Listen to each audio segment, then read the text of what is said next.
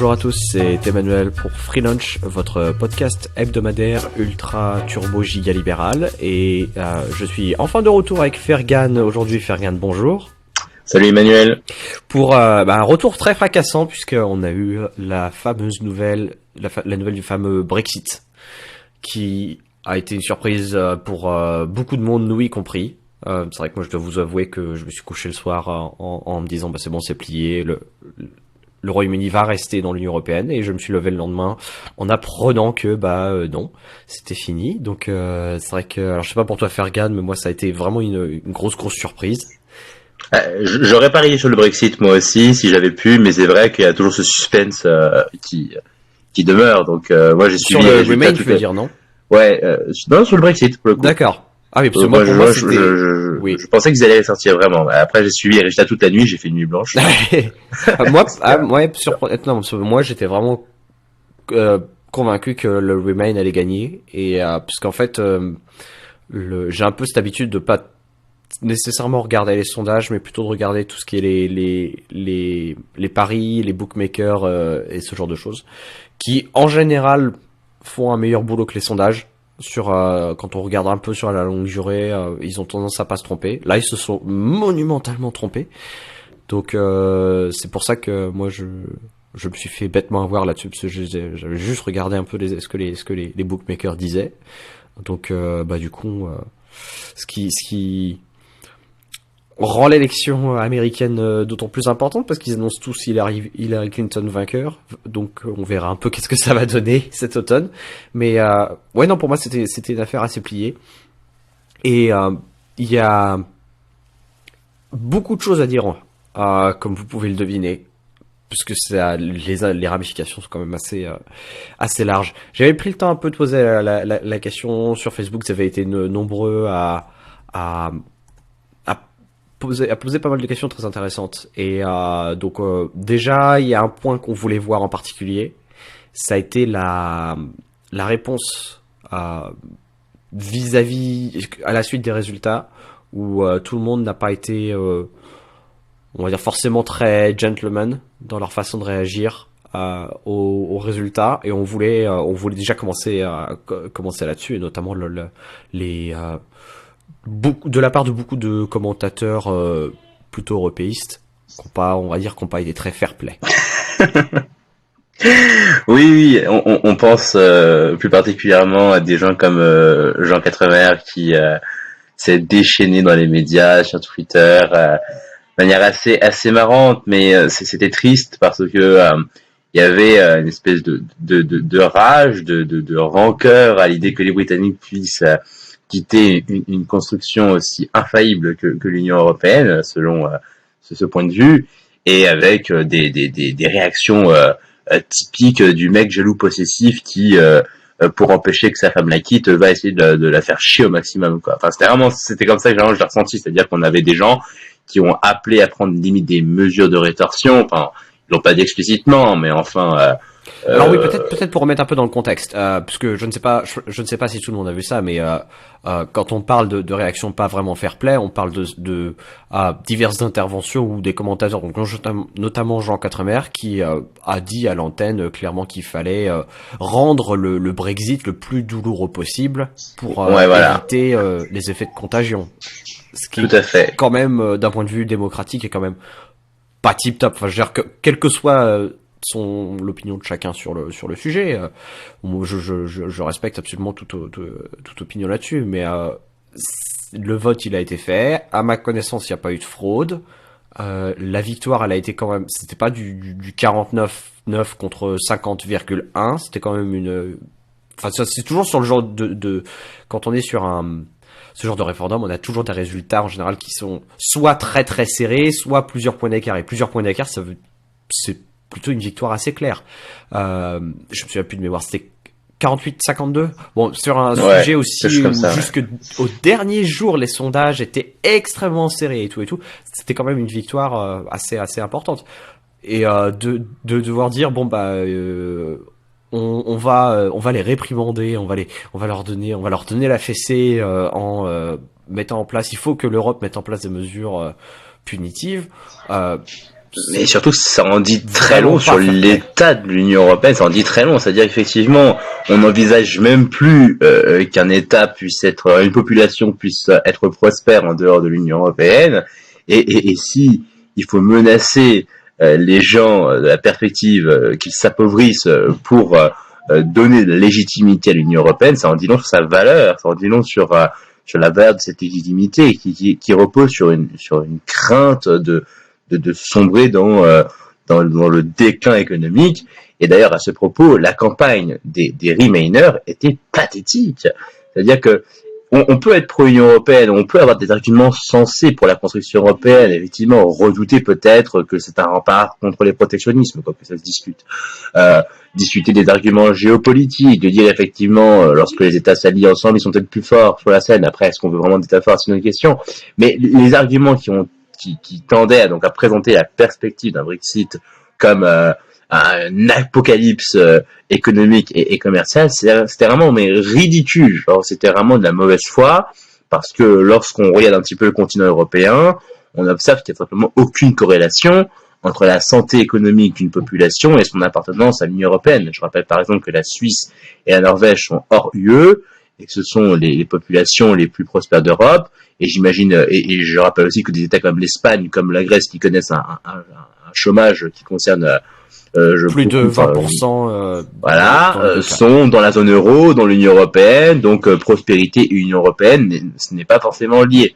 Ça ne veut pas dire que l'Union européenne est forcément quelque chose d'une tare, mais de là à faire de l'Union européenne l'alpha et l'oméga de la prospérité économique des populations, c'est simplement fallacieux, ça ne correspond pas du tout aux données que l'on a aujourd'hui. Oui, alors ça c'est... Il y a plusieurs choses, mais effectivement, l'espèce de caricature absolue où on nous annonçait avec des éléments qui étaient extrêmement chiffrés, extrêmement précis. Moi, c'est vrai que ça qui m'a toujours un peu choqué, mais à présenter l'idée de quitter l'Union européenne comme étant la fin du monde, déjà il y avait un énorme problème conceptuel sur la façon dont c'était mesuré, parce que la question qui était posée, elle était très précisée, à porter sur une chose et une seule. Est-ce qu'il faut rester dans l'Union européenne ou quitter l'Union européenne? Et ce que cela fait, en cas, donc, maintenant, effectivement, c'est plus une hypothèse, mais le jour où le Royaume-Uni quitte l'Union européenne pour de bon et que c'est vraiment mis en pratique, cela veut dire après que c'est au Royaume-Uni de décider quelles sont les législations en termes de commerce, en termes d'immigration, en termes de normes, en termes de toutes ces choses. Et ce sont ces réformes-là, ce sont ces nouvelles législations qui vont affecter le pays de façon positive ou de façon négative. Et donc c'est là où il y avait une énorme mauvaise foi, et j'ai envie de dire un peu des deux clans. C'est-à-dire de présenter ceux qui sont en faveur du Brexit, de dire regardez, si on fait le Brexit, et qu'on passe ces superbes belles lois, et que l'Union européenne, elle, de son côté, passe des lois qui sont très mauvaises, effectivement, on va bien s'en sortir. Et inversement, le Remain qui disait, imaginez que, regardez, si jamais il y a un Brexit, et qu'ils passent ces mauvaises lois, étonnamment, ils vont avoir des très mauvais résultats économiques. Et ça, déjà, c'est pas intellectuellement honnête, c'est pas économiquement honnête. La seule question qui était vraiment posée, c'était purement par rapport à la souveraineté et qui doit établir les lois. Oui, tout à fait. Pour le coup, donc la prospérité, la question de la prospérité économique, elle dépend effectivement des politiques qui vont être adoptées après. C'est cela donc il va être intéressant de discuter. Moi, je pense personnellement il y a aucun intérêt aujourd'hui de couper les relations commerciales entre l'Union européenne et le Royaume-Uni. Je pense que les deux ont intérêt à s'ouvrir mutuellement.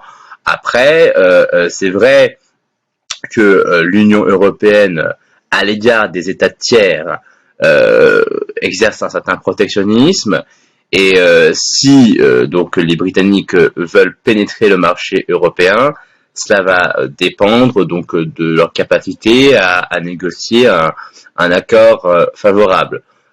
Après, il faut bien savoir que pour pratiquer le libre-échange, on l'a déjà dit lors de plusieurs épisodes, c'est quelque chose qui n'est pas finalement très local. C'est-à-dire que les Britanniques peuvent pratiquer un libre-échange indépendamment des pratiques protectionnistes de l'Union européenne. C'est mieux à deux, mais ça marche tout seul. Voilà, c'est mieux à deux, mais ça marche aussi tout seul. Ils l'ont déjà fait en 1846 avec l'abolition des cornos, donc je sais pas si c'est possible aujourd'hui politiquement, si c'est faisable, mais en théorie en tout cas, c'est tout à fait un scénario envisageable. Et d'ailleurs, beaucoup d'intellectuels de Brexiteurs, comme Patrick Minford de l'université de Cardiff, ont émis cette hypothèse. Donc, en cas de refus de l'Union européenne de négocier, parce que effectivement l'Union européenne n'a pas envie de voir la sortie présentée comme étant finalement quelque chose de très banal, parce que ça menace sa légitimité, ça menace sa raison d'être.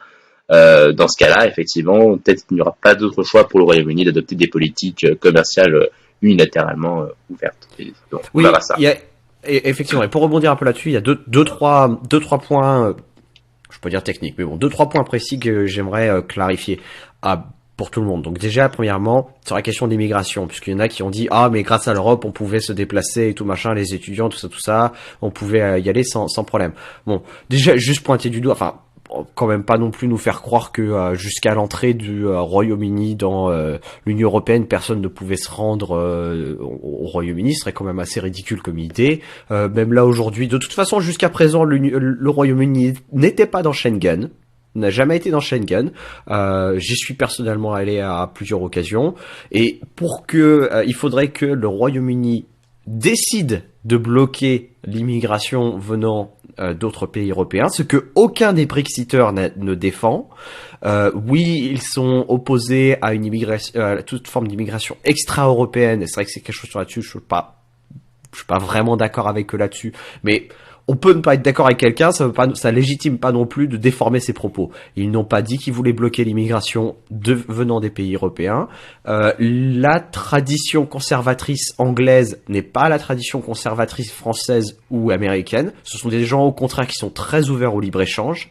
J'ai envie de dire, s'il y a aujourd'hui une force politique qui pourrait menacer le libre-échange au Royaume-Uni, ce serait plutôt les travaillistes, ce qui serait d'ailleurs assez ironique, venant de leur part de dire regardez, on va plus avoir de libre-échange sans l'Union européenne. Bah oui, mais enfin bon, ce sont les seuls qui intellectuellement sont opposés au libre-échange. Donc ce sont des choses qui n'ont rien à voir avec le Brexit en lui-même, et effectivement ce qui peut se passer, ce serait des pays membres de l'Union européenne ou l'Union européenne elle-même qui décideraient de mesures punitives. Mais encore une fois, on peut pas mettre ça sur le dos du Brexit, ce serait juste de la part des pays, des autres pays, d'une volonté purement politique de se tirer une balle dans le pied juste pour faire mal à l'Angleterre et pour lui dire tu as vu, fallait pas le faire. Donc juste un peu pour remettre ces choses, deux trois éléments factuels. Personne dans les Brexiteurs ne remet en cause le libre-échange, personne dans les Brexiteurs ne remet en cause l'immigration européenne. Que ces choses soient claires. Tout à fait. Et je pense qu'effectivement le risque protectionniste il est davantage bruxellois que britannique.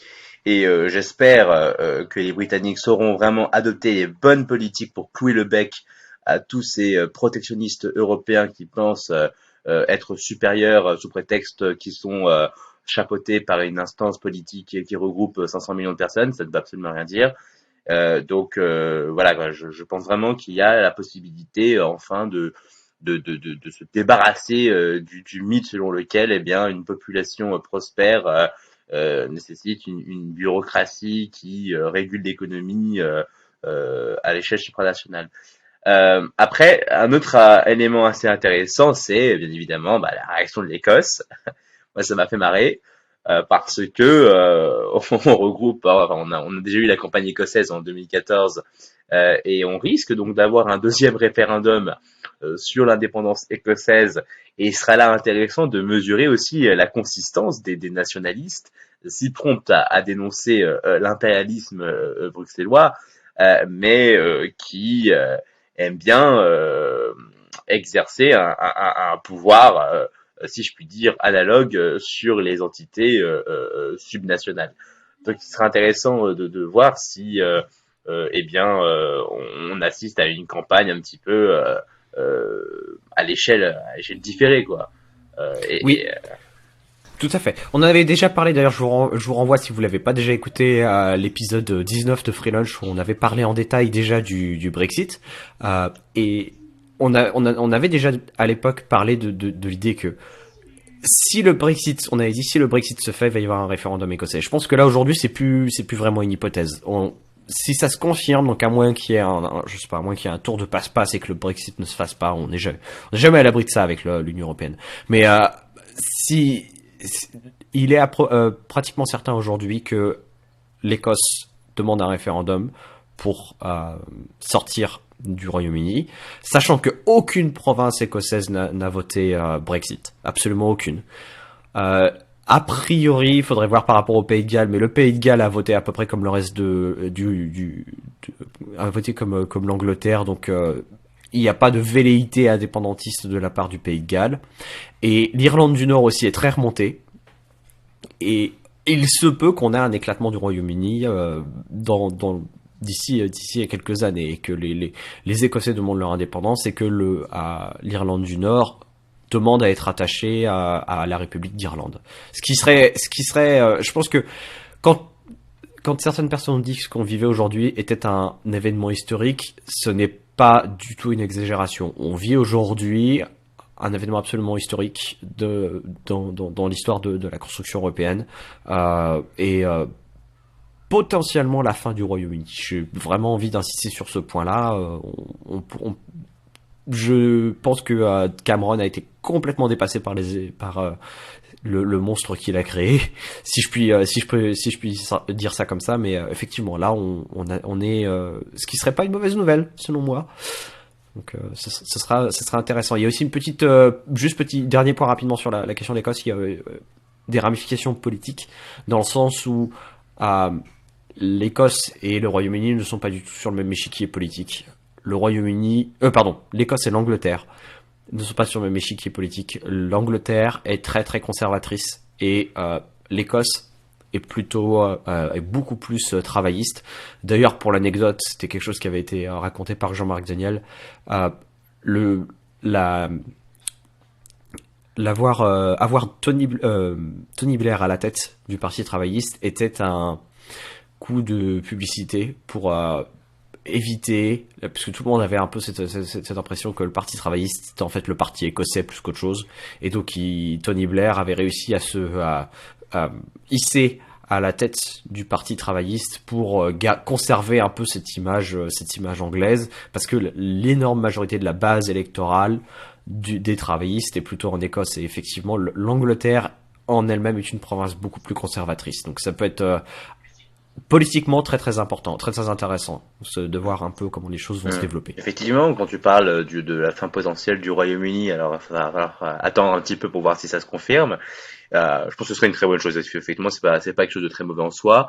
David Cameron dépassé, certes, parce qu'il avait vraiment le choix, c'est-à-dire qu'il se faisait vraiment phagocyter de plus en plus par son aile conservatrice, eurosceptique, et par le UKIP qui grandissait. Je pense qu'il avait pas vraiment le choix, parce qu'autrement, il allait se faire manger quoi qu'il arrive par son aile eurosceptique.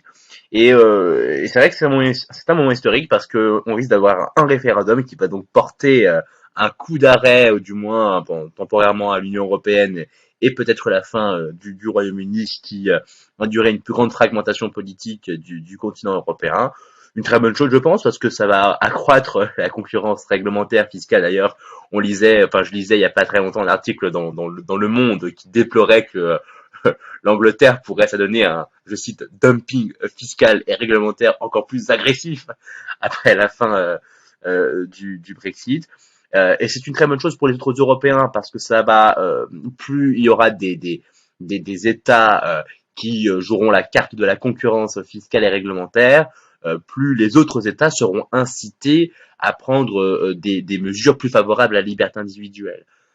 Donc ça veut pas dire que c'est automatique, hein, mais les incitations sont beaucoup plus fortes à être respectueux des libertés quand vous avez un voisin qui est beaucoup plus attractif pour les industries, les entrepreneurs, les capitaux, les citoyens, etc. De manière générale. Donc de ce point de vue-là, je pense que c'est une très bonne chose. C'est ce qu'on attendait, nous, libéraux. Enfin, en tout cas, les libéraux qui sont eurosceptiques, parce que c'est vrai que la question européenne ne fait pas consensus non plus chez les libéraux de manière générale. Et on a vu la Catalogne aussi, en parlant de fragmentation politique, eh bien, être un peu plus stimulé, entre guillemets, par le Brexit, même si là encore les pressions sécessionnistes sont dirigées plus contre l'État espagnol que contre l'Union européenne, la Catalogne étant europhile elle-même. Petit point de détail, rebondir sur cette idée de concurrence, et notamment, il y a certaines personnes qui avaient parlé, alors c'est anecdotique, mais qui avaient dit est-ce que Londres pourra toujours être la City, la fameuse City, la place financière de l'Europe. Juste mentionner que on voit pas vraiment comment est-ce que Paris pourrait détrôner là-dessus. C'est-à-dire que bon, la France, le pays où le président durant sa campagne a dit ouvertement mon ennemi c'est la finance. Bon, comme dit l'expression, on n'attire pas les mouches avec du vinaigre, et je pense que même si les choses, les cartes changent en termes de réglementation financière, etc., l'Angleterre, à mon avis, est parfaitement au courant de sa dépendance à l'industrie financière, et l'industrie financière est parfaitement au courant que tous les pays ne sont pas aussi ouverts face à la finance que l'Angleterre ne l'est, et certainement pas la France. Je sais que des personnes comme notre chère maire de Paris, Anne Hidalgo, voudrait pouvoir récupérer toute cette industrie pour pouvoir la taxer encore plus, mais à mon sens, ça va être un argument de vente un peu difficile à déployer, j'en ai bien peur. Mais effectivement, comme tu l'as dit, tout le but de cela, c'est d'introduire plus de concurrence réglementaire et fiscale. Et c'est pas juste une question de dumping, entre guillemets. Je pense que ça c'est un terme qui est assez ridicule, parce qu'au final, c'est quoi le dumping fiscal? C'est d'avoir un pays qui ne s'engage pas dans ses fuites en avant pour augmenter à celui qui, le concours de celui qui aura le taux d'imposition le plus élevé. C'est pas juste une histoire de garder un peu de garder la dépense publique sous contrôle. C'est aussi, à un moment donné, il y a aussi une question bête et méchante. C'est que si tout le monde a la même réglementation au niveau européen, comment est-ce qu'on peut savoir si cette réglementation elle est adaptée? Comment est-ce qu'on peut savoir si cette réglementation elle est bonne? Comment est-ce qu'on peut savoir si elle marche? Si à un moment donné, tout le monde a la même. Et qu'on n'a pas de point de comparaison. Et c'est quand même utile d'avoir des pays comme la Norvège, comme la Suisse, comme potentiellement l'Angleterre.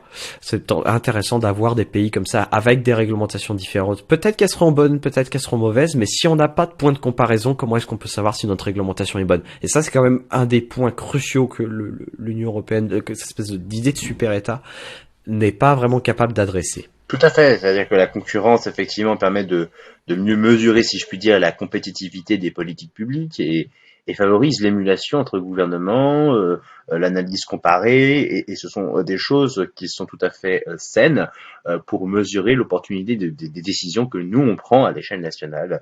Étant donné qu'en France, comme on est un État unitaire et qu'on peut pas pratiquer vraiment de concurrence juridictionnelle chez nous, il est bon d'avoir des voisins différents qui pratiquent des politiques différentes pour ensuite, avancer, avoir un débat public beaucoup plus éclairé sur un certain nombre de questions économiques, sociales, culturelles, fiscales ou autres.